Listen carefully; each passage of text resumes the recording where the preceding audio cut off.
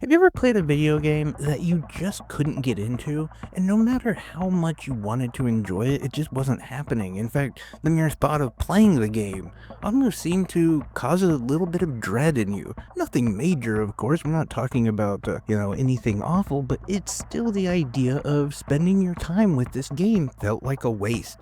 But yet, you were for some reason obligated to do it. Whether it be just because you told yourself, hey, I spent the money on this game, I'm gonna play it, or maybe you decided to make a living on YouTube doing video game reviews. Although, let's be honest, it's not really a living because, well, there's Uyghurs in Chinese sweatshops who make more than I do.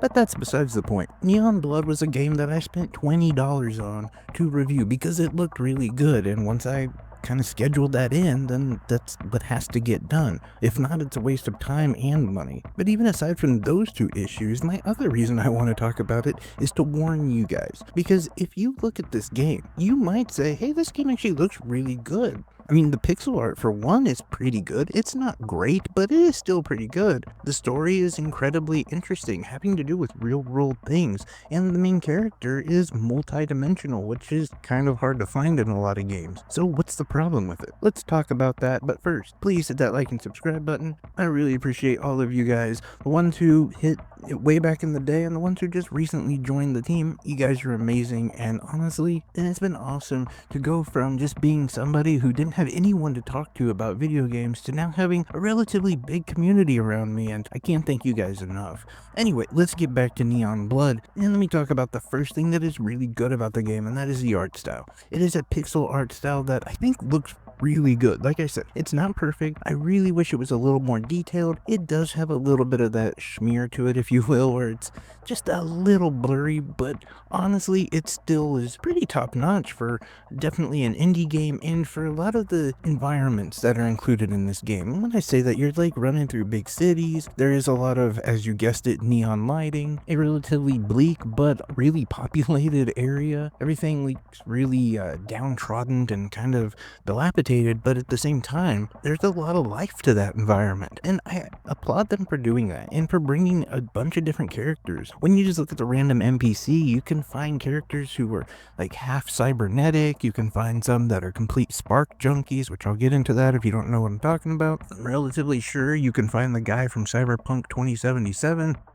Just a nice little cameo, but there's a whole world that just comes alive, and the pixel art was a strong choice because I think in some ways there's a version of this that it becomes blurry and you can't really see anything that's defined. So I do think it was a bold choice to go with pixel art, and I think the artistic team nailed it. Not to say it's perfect, not to say it's like the HD 2.5 type graphics, but I still think that these graphics should be celebrated. Now, the story itself, when you hear about it, actually sounds really good. It was the thing that sold me on the game, as you play as Detective Axel McCain, who's struggling with a spark addiction, which is a drug in this world, and this is the year 2053, where you find yourself tracking down a serial killer of sorts who's targeting high CEOs in these chip implant companies. And these CEOs are incredibly powerful and incredibly rich because most of the world has these chip implants, as they seem to replace things like a cell phone or even greater things like a computer or a scanner. There's actually a lot that goes into them, especially with you, as you are a detective, so you have access to a lot of the high-tech chips that they use for police work. You can also upgrade this at some point, by the way, which I'll get to later. Although your progress in hunting down the serial killer is often held up by the fact that you don't remember anything. Something happened to you and you lost your memories. Oh, on top of that, it gave you really bad headaches, so you got addicted to this drug called Spark, which actually burns out some of your implants and stuff. At least that's kind of the story they tell at the beginning to teach you how to use them and whatever. It's really simple, but the point is it will eventually either kill you or turn you into just a complete junkie who's unable to function without it. Although while you're battling that demon, you also realize you become a little bit more sympathetic to the serial killer because you see how much power the wealthy has and how little power everyone else has. In fact, the wealthy, the 1%, they have their own city, Bright City, while everyone else, the poor people, live in Blind City where crime is crazy, there's almost no amenities, and life is just awful. It's bleak there, as I said before. And so you do understand this power dynamic, this wealth and inequality that is taking over, and the corruption that the system itself is holding up, and you aim to fix that as well. Now, so as I'm building this game up, it sounds pretty awesome, right? I mean, I'm quite the rebel rouser. If anything says rebel rouser, it's for one using the word rebel rouser, but also buying green hair dye at Walmart and having a mohawk, right? No, I'm kidding, but I really do find these type of games really interesting. In fact, that's one of the reasons I love Final Fantasy VII, because I always figure the main bad guy isn't Sephiroth, it's Shinra, right? And I really love the duality of the story that this game was telling. As I was reading the blurb, this is why I got it at launch and why I was so excited to play it. The problem is the game doesn't commit. If it seemed like the story was a little chaotic and all over the place, it's because it is. And the crazy thing is the game is only 3 hours long, so most of these things that it brings up, it doesn't really conclude. And honestly, so much of your experience of the game, or I should say your interaction with the game, is essentially kind of just watching it happen, hitting a button when they tell you to, listening to a lot of dialogue, and honestly, it's not even great dialogue. I would really appreciate a little bit better writing, if I'm being honest. So how's the actual gameplay, you might ask? Well, there are some interesting puzzles, especially early on, and being a detective, doing some of the detective stuff is okay. It's not exactly great, but it ends up being some of the better parts of the game. There are some other puzzles where you need to locate things or activate switches, and those are infuriating. Most of those actually just feel like they're bloat. They're just trying to make the game longer than what they have. And yet, that's part of the issue is there is so much more they could have done on the writing side of it.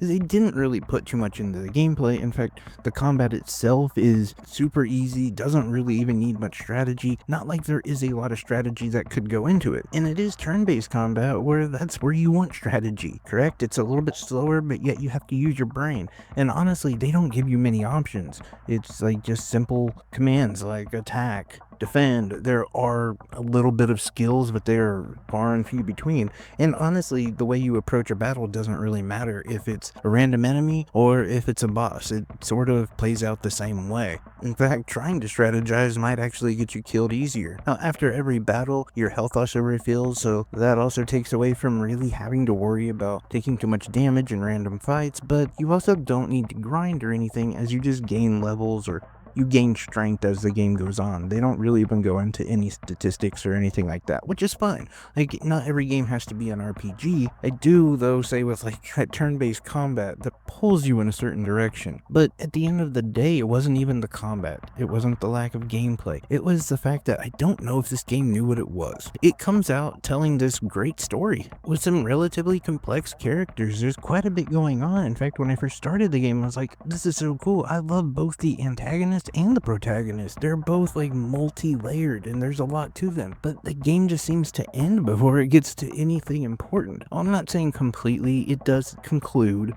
but it just seems so superficial, and it seemed like they had this whole idea for the game and it was incredibly ambitious, and then probably an investor came in and said, hey, half of your budget's gone. Something like that. Just, it feels like it hit that way. Maybe I'm wrong. Maybe this was the game they wanted to make, and if so, that kind of sucks. You guys can do better. Like, they started off with a very solid foundation for a really good game. Had they put more time into the combat system, maybe worked on the dialogue just a little bit better, and ultimately stretched these stories out, not bloated them, but actually came to an organic conclusion. Maybe the drug addiction, dealing with the corrupt CEOs, handling some of that inequality and how this rogue detective ends up fixing some of that, or maybe doesn't. Maybe you're given the option to actually join the corruption, or maybe you're just not able to and you're overpowered. I don't know. There are so many different ideas that I would go with and so much more to build out of. And I just hope that this is a situation where this team was held back by something else that we're not seeing, like I said, like finances or something of that nature. Because I think one of the reasons I'm so harsh on this game is because I see the potential, and it has incredible potential. Like, I could see this team going on to making truly epic games, and I hope this is just like a hang up or something that happened, and hopefully they learn a little bit from it. But